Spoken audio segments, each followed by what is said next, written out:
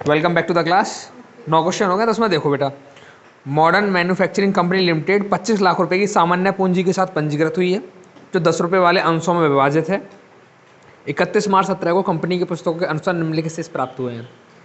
आपको trial balance दिया हुआ है, प्लांट एंड मशीनरी है, फ्राइट है, स्टॉक है, गुडविल है, फिक्चर्स हैं, वेजेस है, सन्डी डेटर्स हैं, cash in hand, building, cash at bank, purchase, director fees दे रखी है, इंतरिम डिविडेंड है, बेड डेट्स हैं, सैलरी है, डिवेंचर इंटरेस्ट है, 6% का डिवेंचर भी है, बिल्स पेबल है, सेल्स है, जनरल रिजर्व भी दिया है, 4% गवर्नमेंट बॉन्ड, ये इसमें नई वैल्यू है, असेट्स है ये।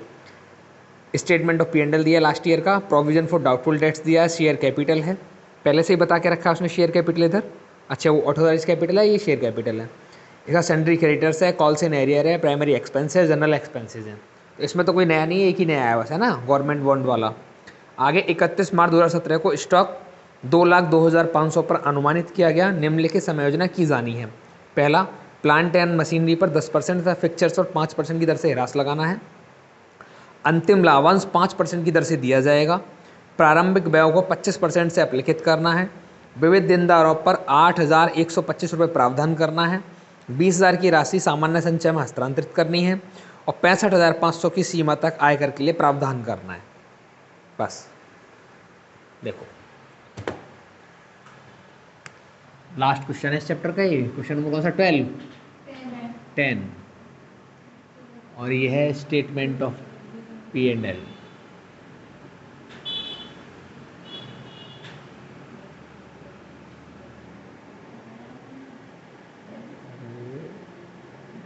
एज ऑन, जिस डेट में बनवा रहा है उस डेट में आप बना लेंगे इधर एज ऑन लिख के।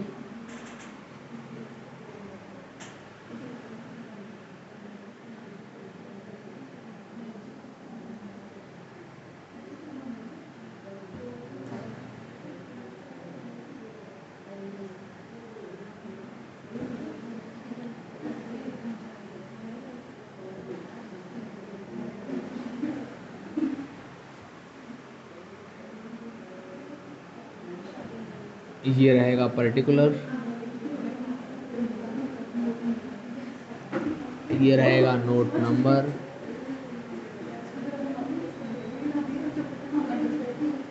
Amount of current year, amount of previous year. First point रहेगा revenue from operation.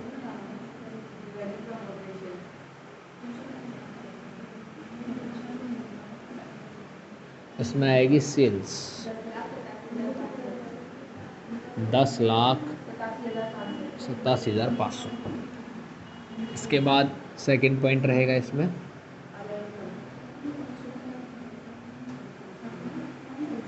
Other income. अब अदर इनकम में हमारे पास देखो जरा, कोई रिसीव्ड है कोई अमाउंट? कैसे? हाँ, रिसीव्ड। कोई भी नॉमिनल अकाउंट में रिसीव्ड है, सैलरी, वेजेस, फ्राइट, ऐसे कुछ है ना? नहीं है। अब इसके बाद में वैल्यू देखें, 4% गवर्नमेंट बॉन्ड जो दिया है, कितने रुपए का? 1.5 लाख रुपए का। इस पे इंटरेस्ट मिलेगा तुमको। तो 4% गवर्नमेंट जो बॉन्ड है इसका कितने रुपए का दे रखा है? ये 1.5 लाख का 4% निकालो, 6,000 रुपये ऐड कर दो दोनों। ये बन जाएगा पॉइंट ए।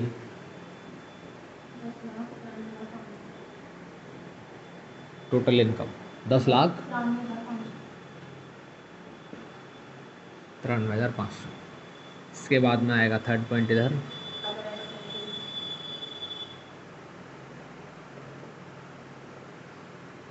पहला मटेरियल कंज्यूम्ड वाली अमाउंट है ना, तो अब इसके लिए नोट बनाना पड़ेगा। नोट्स ऑफ अकाउंट पहला बनाया मटेरियल कंज्यूम्ड या कॉस्ट ऑफ मटेरियल कंज्यूम्ड के लिए।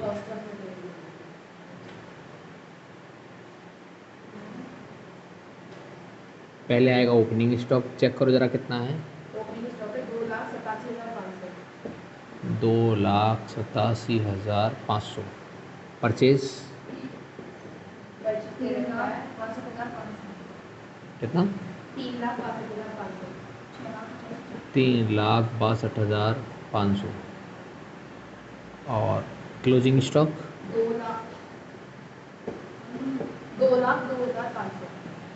2,02,500। 4,47,500 ऐड लेस करने के बाद, ठीक है।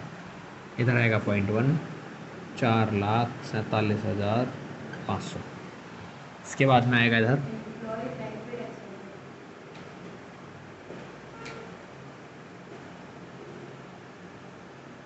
इसमें सैलरी वेजेस वगैरह आएंगे। देखो दे रखे हैं क्या सैलरी वेजेस, और भी कोई देखो तो इधर नंबर 2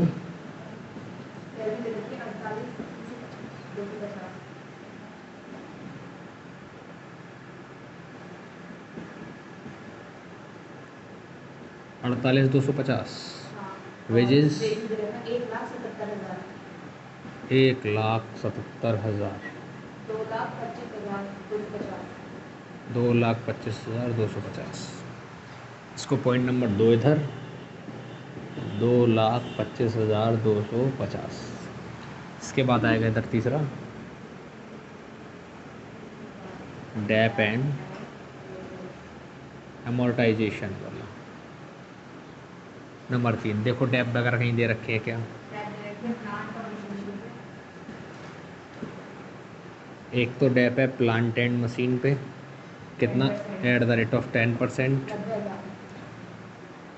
10%, अच्छा अच्छा, ठीक है 90,000 आ गया। और अगला क्या है? कितना? 5%, 900 रुपये इसका आ गया। तो आ गया 90,900 रुपया। यहाँ लिखेंगे 90,900। सिर्फ 2 ही वैल्यू पे डेप है ना, प्लांट पे और फिक्चर्स पे, ठीक है। इसके बाद में अब जितने भी और एक्सपेंसेस हैं सबके सब इधर आएंगे।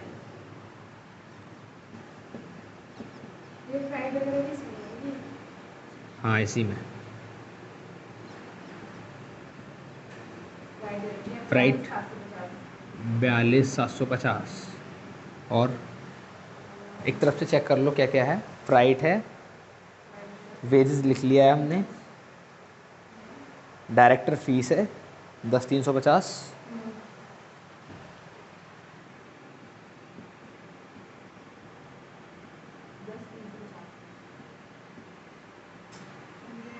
इसके बाद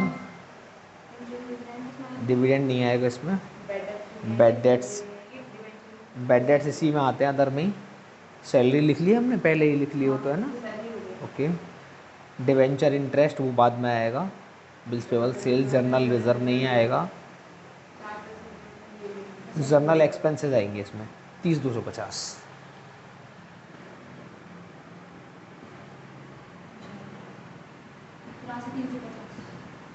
एक वैल्यू और छोड़ी थी हमने अभी, बैड डेट्स की, है ना। तो बैड डेट्स के लिए कैलकुलेशन करना पड़ेगा हमको।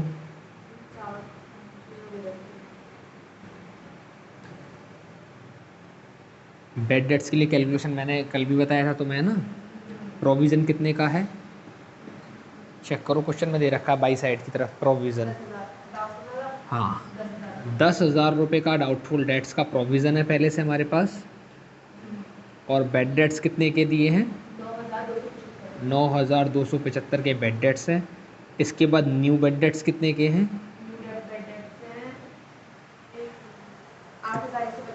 8,125। 8,125, इन दोनों को ऐड करो 17,400। अब देखो रिज़र्व कितने का है? 10 का। नुकसान कितने का हुआ? 17,400 का। तो 7,400 का ज़्यादा नुकसान है, वो इधर आएगा। समझ गए बात? कर दो इनको ऐड। 90,750 इधर आएगा 90,750। अब एक पॉइंट और बनेगा इसमें, फाइनेंस कॉस्ट।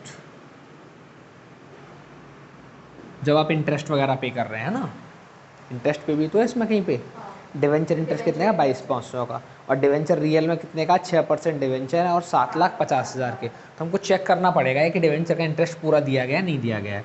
नंबर 5 में नोट बना लो, इंटरेस्ट ऑन डिवेंचर।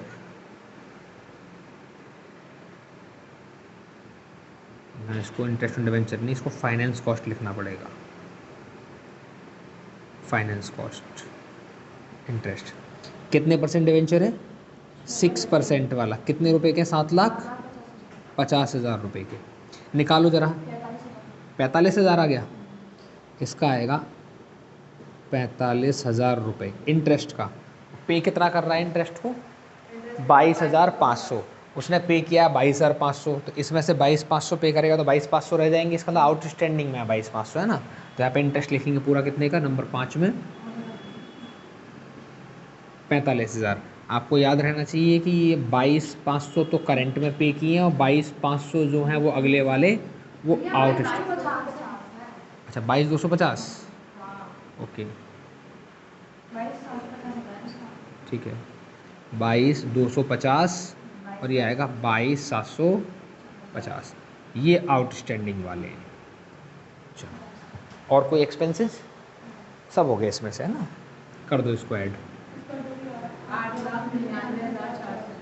8,99,400 ये हो जाएगा बी पॉइंट। Total expenses. अब फोर्थ पॉइंट आएगा इधर, profit before tax and extra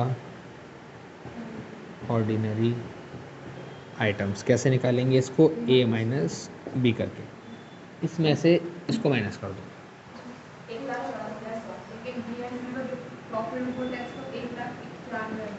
1,94,800 कुछ रह गया होगा शायद। कोई बात नहीं, चेक कर लो बेटा, कुछ रह तो नहीं गया हमारे पास से। देख लेते हैं एक बार। फ्राइट हमने लिखा है, वेजेस भी लिखी है,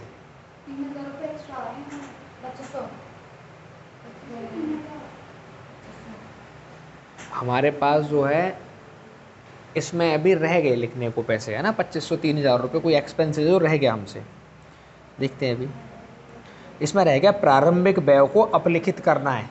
नंबर तीसरा वाला पॉइंट एडजस्टमेंट का, है ना, वो रह गया हमारे पास। तो उसको अदर एक्सपेंसेस में लिख लेते हैं हम यहाँ पे।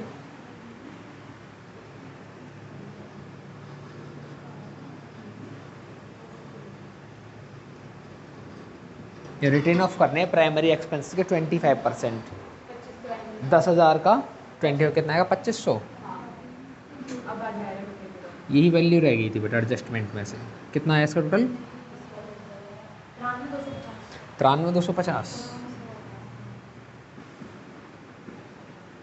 और ये वाला आ जाएगा 93,250। इसको सही कर दो बेटा ज़रा एक बार, यहाँ से यहाँ तक।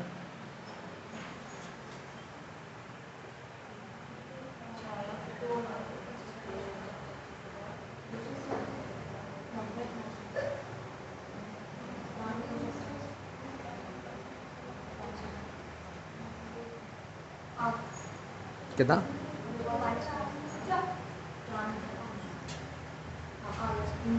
ये बताओ पहले, ये कितना है टोटल? इसका टोटल 1,900। सही लिखा है?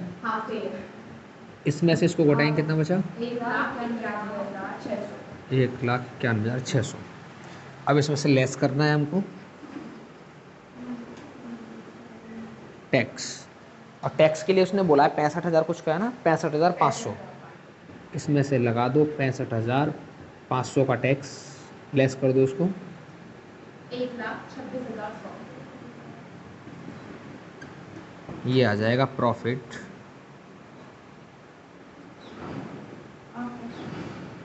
After tax. अब इसके बाद में क्या करना है आपको? ऐड लेस करना है यहाँ पे। अगर लास्ट ईयर का कोई प्रॉफिट है तो ऐड कर दो।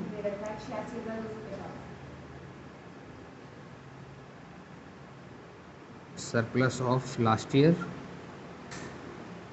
कितना, 86,250। इसके बाद में से कोई डिविडेंड पे किया है तुमने? 28,750 का लेस करेंगे यहाँ से,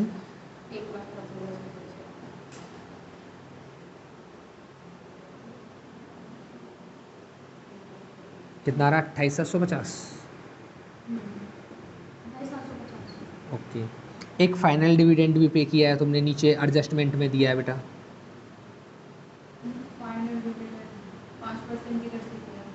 एट द रेट ऑफ 5%, देखा है ना यहाँ पे नंबर, कौन सा पॉइंट है? दूसरा। ठीक है, अब फाइनल डिविडेंड जो दिया जाता है वो शेयर कैपिटल पे दिया जाता है। कितने की शेयर कैपिटल देख के बताओ जरा, बाई साइड में लिखा है शेयर कैपिटल। 12,50,000 रुपये की कैपिटल है, माइनस कॉल से एरियर इसमें से लेस करना होता है हमको, क्योंकि जिन्होंने पैसा नहीं दिया उनको डिविडेंड नहीं मिलेगा, का 5%। 12,50,000 में से माइनस करना है 60,562। 60,562, मैंने 62 ही छोड़ दिया है ना। इसके बाद कहीं रिजर्व में पैसा ट्रांसफ़र करने की बात कर रहा है वो, नंबर 5 हेडिंग में देखो, 20,000 रुपये ट्रांसफ़र टू रिजर्व। ये सब लेस में ही चल रहे हैं ना, ट्रांसफ़र टू रिजर्व कितना, 20,000। सबको घटा दो, ये फाइनल आंसर पहुंच जाएगा कहाँ पे? Transfer to profit, transfer to financial statement. सबको घटा दो, 1,03,038। ठीक है, चलो अब बना दे इसकी बैलेंस शीट। चलो देखो, क्वेश्चन नंबर 10 ही है ये भी, और फाइनेंशियल स्टेटमेंट है।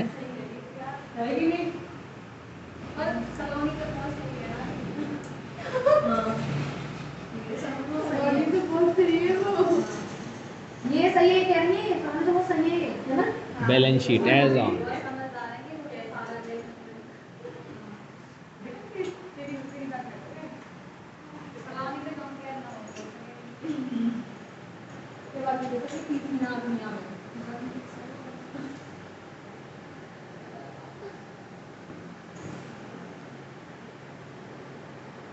अच्छा ठीक है, फिर मेरी जो क्वेश्चन की वो कौन सॉल्व कर पाएगा?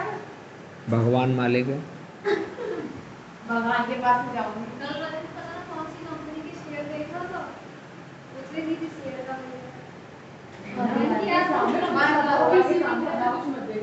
अरे यार घर का तो बाहर का जिम्मेदार है। अमाउंट ऑफ करंट ईयर है ये, तो कहता है तुम्हें समझ ना आएगी, बहुत लंबी कहानी है। अमाउंट ऑफ प्रीवियस ईयर है, मेरे तो साइंस में है, तो साइंस में करो, सब चीज पढ़ाना है। चलो बात नहीं करो, अब समझो इधर। इक्विटी एंड लायबिलिटीज, फर्स्ट रहेगा शेयर होल्डर फंड,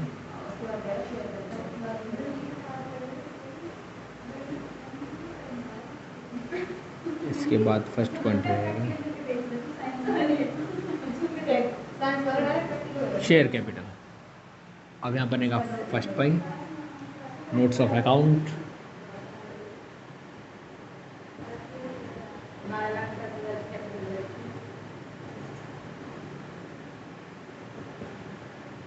इसमें पहले ऑथराइज कैपिटल दी है, उसके लिए तुम्हें नोट्स ऑफ अकाउंट बनाना पड़ेगा। 25 लाख है 10 रुपये वाले शेयर में, इसका मतलब 2,50,000 शेयर हैं और एट द रेट ऑफ 10 रुपये का एक है, तब मिला के कितने रुपए की है? 25 लाख रुपए की।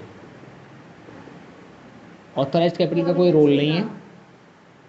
इसके बाद आएगा इश्यूड एंड सब्सक्राइब्ड कैपिटल, कितना इशू किया उसने? 1,25,000 शेयर इशू किए हैं उसने, एट द रेट ऑफ 10 रुपये का एक है, तो ये हो जाएगा 12,50,000। इसका भी कोई रोल नहीं है, अब आएगा आ गया called up and paid up capital 1,25,000 share है और एट द रेट ऑफ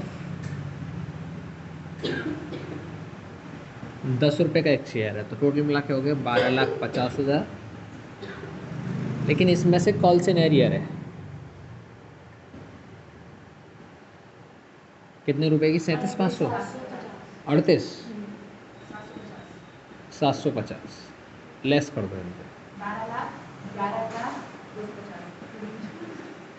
12,11,250 यही वैल्यू लिखनी है यहाँ पे 12,11,250 रुपये। इसके बाद में बी पॉइंट बनेगा इधर रिजर्वेंट सरप्लस। इसके लिए पॉइंट बना लो नंबर 2।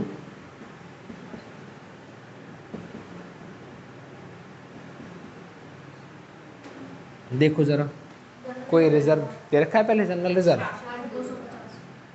ये पहले से गिवन है 66,250। इसके बाद प्रॉफिट एंड लॉस आया करंट ईयर का कितना है? 1,03,038। इसके बाद में हमने जनरल रिजर्व ट्रांसफ़र है, transfer from profit and loss कितना था? 20,000 रुपये। हाँ एडजस्टमेंट में देखो 20,000 है ना, ठीक है। इनको कर दो ऐड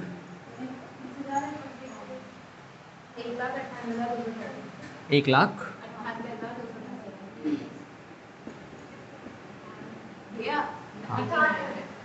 1,98,288 1,88,000 1,89,288। चलो नंबर 2 1,89,288। यहाँ तक बात क्लियर है? अब सी पॉइंट में क्या आएगा? मनी अलॉटमेंट पेंडिंग वाली आती है, अगेंस्ट वारंट वाली आती है, वो आएगी नहीं, हमारे पास है नहीं हमारे पास, ठीक है। तो दूसरा पॉइंट बना लेंगे यहाँ से नॉन करेंट लायबिलिटीज, और इसमें पॉइंट बना लेते हैं पॉइंट ए लॉन्ग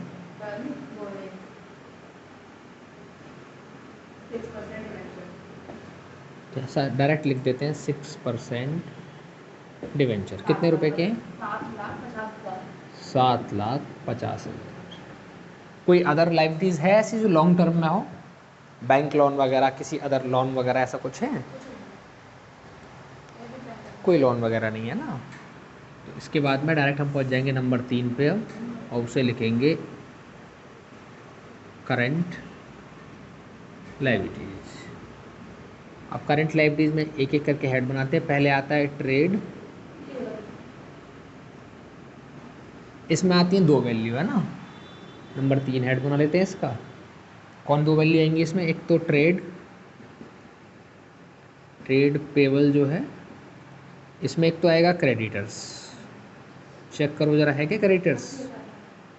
एक आएगा बिल्स पेबल 45। 2 वैल्यू आती है, कितना हो जाएगा ये? 1,25,000। नंबर 3 के सामने लिख दो इधर 1,25,000। इसके बाद अगली वैल्यू आएगी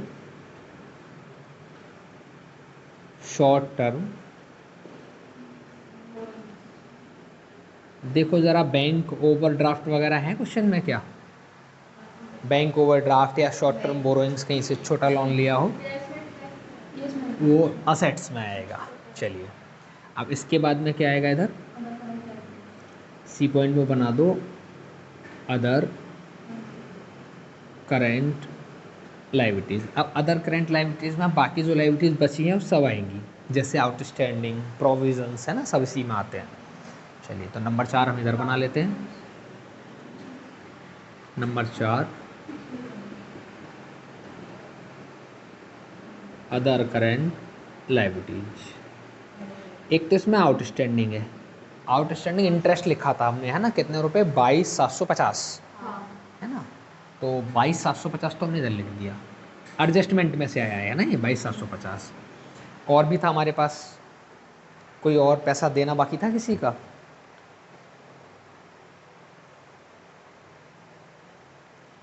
नहीं, इसमें तो नहीं था। जनरल रिजर्व हमने इधर लिखा होगा, रिजर्व सरप्लस में। अदर करंट लाइबिलिटीज में आउटस्टैंडिंग आते हैं और कोई हमने पैसा कहीं पे प्रोविज़न किया है तो वो आएगा। आयकर की प्रोविज़न फॉर टैक्स है ना, वो किया है हमने इधर, लिखेंगे यहाँ पे प्रोविज़न फॉर टैक्स कितना है 65,500। इसके बाद में हमने डिविडेंड के लिए पैसा रखा है ना प्रोविज़न में, वहाँ ट्रायल बैलेंस में नहीं, एडजस्टमेंट में जो फाइनल डिविडेंड का पैसा है। 5% हाँ, 60,562। फाइनल डिविडेंड कितना है 60,562। कर दो इनको ऐड, 1,48,812। अब इसमें कुछ नहीं बचा है, अब इसका कर दो टोटल 24 लाख। चेक करो ज़रा एक बारी। ओके, ये बन जाएगा हमारे पास टोटल लायबिलिटीज़ ए पॉइंट के साथ में। अब सेकंड इधर बनाएंगे असेट्स। असेट्स में फर्स्ट पॉइंट बनाएंगे फिक्स असेट्स। चेक करो ज़रा, टेंजिबल इंटेंजिबल ऐसे है हमारे पास कोई वैल्यू? गुडविल है ना इसमें, तो टेंजिबल इंटेंजिबल दोनों हैं।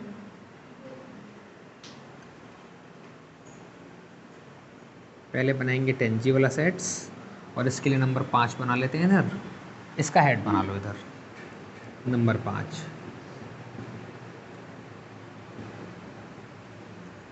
फिक्स असेट्स में टेंजिबल। अब बोलो ज़रा क्या क्या है हमारे पास?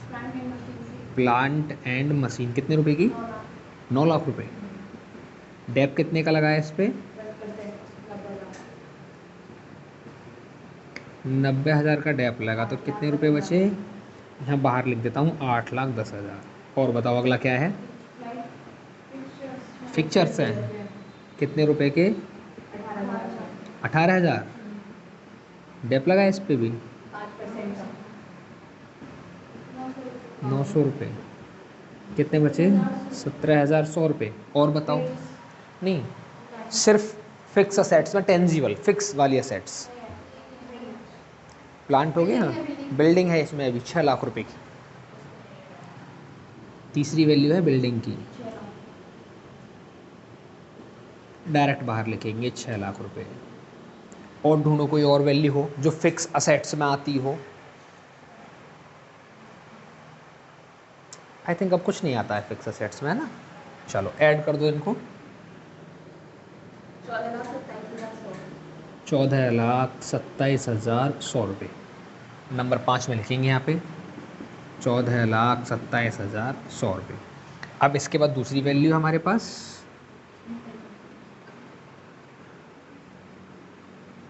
इंटेंजिबल असेट्स, और इसमें एक ही वैल्यू है गुडविल। कितने रुपए? 1,90,250। इंक थोड़ी कम है। इसके बाद में अगली वैल्यू बनेगी, अभी तो फिक्स में हुआ आएगा ना, नॉन करेंट इन्वेस्टमेंट। चेक करो जरा नॉन करेंट इन्वेस्टमेंट है क्या हमारे पास? क्वेश्चन में नॉन करेंट इन्वेस्टमेंट, ऐसा कोई भी इन्वेस्टमेंट जो हमने लंबे समय के लिए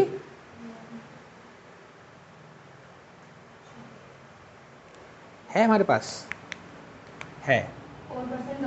हाँ, 4% गवर्नमेंट बॉन्ड। फिक्स असेट्स इधर हो गया। अब दूसरा इधर मैं बना देता हूँ नॉन करेंट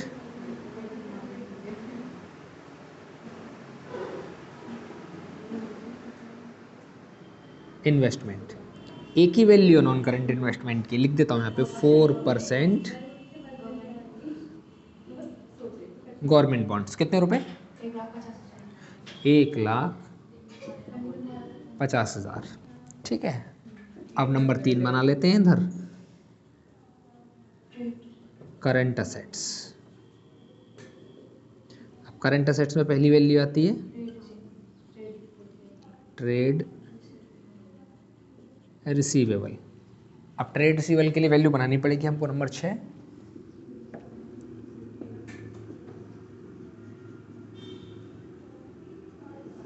दो वैल्यू काउंट होंगी इसमें। डेटर्स कितने का है?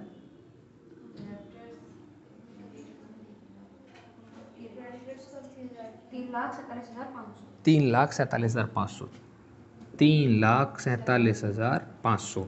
लेकिन इसमें से प्रोविज़न जो है वो लेस करना होता है हमको। देखो एडजस्टमेंट में प्रोविज़न दिया है इसका कितना, इसका प्रोविजन देगा 8,08,125। 8,125। एडजस्टमेंट में दिया है 8,125। इसको लेस कर दो, 3,39,375। चेक करो क्वेश्चन में बी आर दे रखे हैं, बिल्स रिसीवेबल। रिसीवेबल नहीं है, रिसीवेबल नहीं है तो डैश लगा दो और टोटल कर दो, कितना आएगा? 3,39,375। नंबर 6 में लिख दो इसको। हाँ कर दिया प्रोविज़न यार, 8,125 घटा दिया वो, तो यहाँ पे लिखेंगे इसको नंबर 6 और कितना, 3,39,375। इसके बाद में अगला आएगा बी पॉइंट। कैश लिख लो या स्टॉक लिख लो, है ना। स्टॉक बताओ कितने का है, सबसे लास्ट में दिया होगा 2,02,500। इसके बाद में सी पॉइंट में एक और आएगा, अब क्या, कैश या बैंक। कितने रुपए? 85,750। एक वैल्यू और आएगी अदर। अदर करंट असेट्स, वहाँ पे एक ही वैल्यू है, प्राइमरी एक्सपेंसेस, है ना। तो कितने रुपए के? 10,000 के। इसमें से हमने कितने रुपए खर्च कर दिए हैं रिटर्न ऑफ में? 2,500 रुपये। P&L में कितने बचे अभी? 7,500। चेक करो जरा, कोई और वैल्यू तो ऐसी नहीं है जो अदर करंट असेट्स में आएगी, कुछ रहा तो नहीं है, इसे चेक कर लो। ठीक, प्राइमरी एक्सपेंस लिख दिया। चलो टोटल लगाओ जरा अब। गलत कितना? डाउटफुल डेट्स नहीं, ये तो आ चुके हैं यहाँ पे एक बारी, ये तो हो गया। इसका टोटल आ रहा है 24,02,475। 24,02,000, 21,875। 21,875। चेक करो जरा, कुछ वैल्यू रही तो नहीं है। प्लान मशीन नहीं, अच्छा वो तो हो गया। गुडविल हमने लिखा है 1,90,250, ठीक है। फिक्चर्स 18,000 के। डेटर्स हमने लिखे हैं वहाँ पे। Cash in hand 15,875। Cash in hand नहीं लिखा बेटा इसमें, हाँ कैश और बैंक दोनों ही हैं इसमें। बताओ ज़रा कैश इन हैंड कितना है? 15,875 प्लस बैंक कितना है? हाँ 85,750। 85,750। मैंने दोनों वैल्यू को एक साथ लिख दूंगा अब यहाँ पे, कैश और बैंक दोनों ऐड करके। करो ऐड जरा इनको, 15,875 प्लस 85,750। जब तक बाकी लोग चेक करो जरा एक बार, कुछ और वैल्यू रह गई है शायद। 1,01,625। अभी और भी वैल्यू है इसमें जो अभी नहीं लिखी गई हैं, और वैल्यू। हाँ बेटा वो सामान्य संचय में ट्रांसफ़र कर दी हमने पहले, ये ट्रांसफ़र फ्रॉम P&L, ये आ गया वो जनरल में। 6,000 रुपये और हैं अभी इसमें। अच्छा हमने 4% का एक वो था हमारे पास गवर्नमेंट बॉन्ड, और उस पर हमने इंटरेस्ट रिसीव्ड किया था, है ना, P&L में। तो हमारी अदर इनकम में आएगी और वो है एक्रूड इनकम के नाम से, है ना। तो अदर इनकम में उसको ऐड करेंगे यहाँ पे, प्लस और हैं इसमें 6,000 रुपये किसके हैं? वो इंटरेस्ट के। तो ये कितना हो जाएगा? हाँ बताओ जरा जरा इनको, 7,500 प्लस 6,000, 13,500। यहाँ आएगा 13,500। ऐड कर दो सबको। 6,000 तो हो रहा था ना, हो गया पूरा। कितना है? 24,350। 24,24,350। 24,24,350। 350। ठीक है, ये टोटल असेट्स है। आगे बात समझ में?